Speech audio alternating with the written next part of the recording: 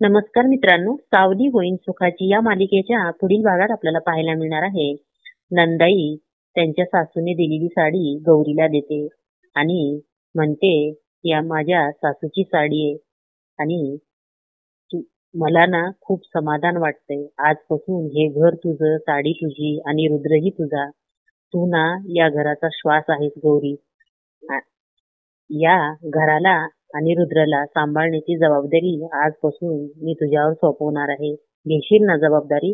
गौरी मान हलवते.